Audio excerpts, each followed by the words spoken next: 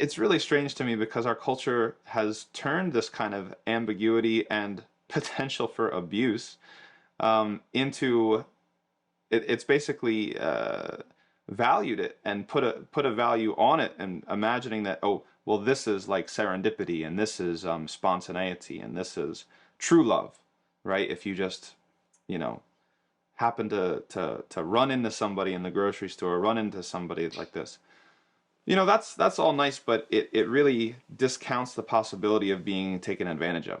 And if we're talking about dating, and we're talking about Islamic guidance on romance in general, uh, you could say that the Islamic guidance on these issues has to do with checks and balances, and it has to do with protecting people so they don't get hurt and they don't get taken advantage of.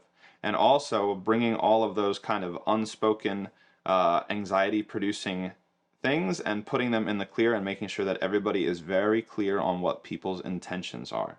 So instead of having to go through this crazy guessing game of, okay, is this person really interested in starting a family or having a long-term committed relationship, or are they just using me for a one-night stand?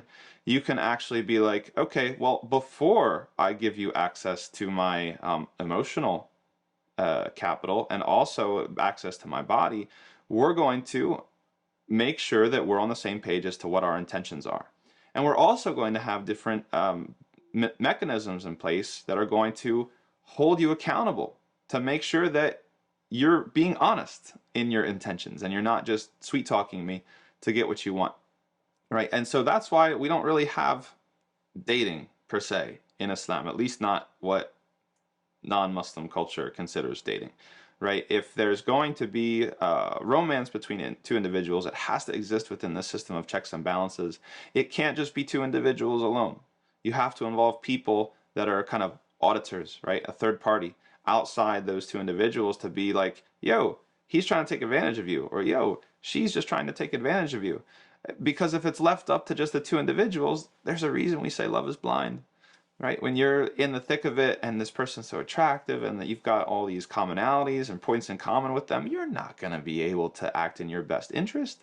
You're not going to be able to see if that person really means well by you, or if they're sincere, or they want a long-term relationship. There's no way.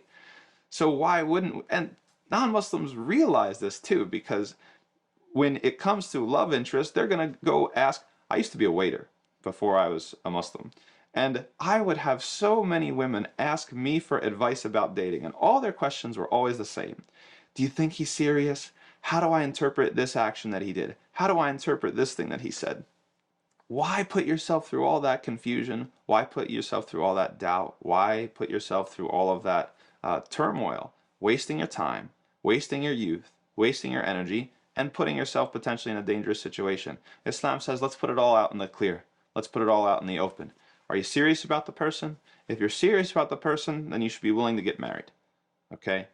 Even if you're not going to get married away, at least you should intend to get married. And if you're serious about this person, then there needs to be some supervision.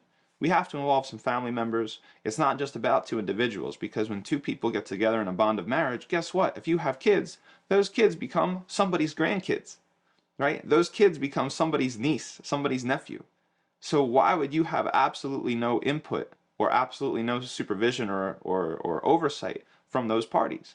Now, there's another extreme that we could go to. Okay, there exists the opposite extreme where now those other parties, the future grandparents, have too much say and they're forceful. But just because there's one extreme doesn't mean we don't go to the other extreme.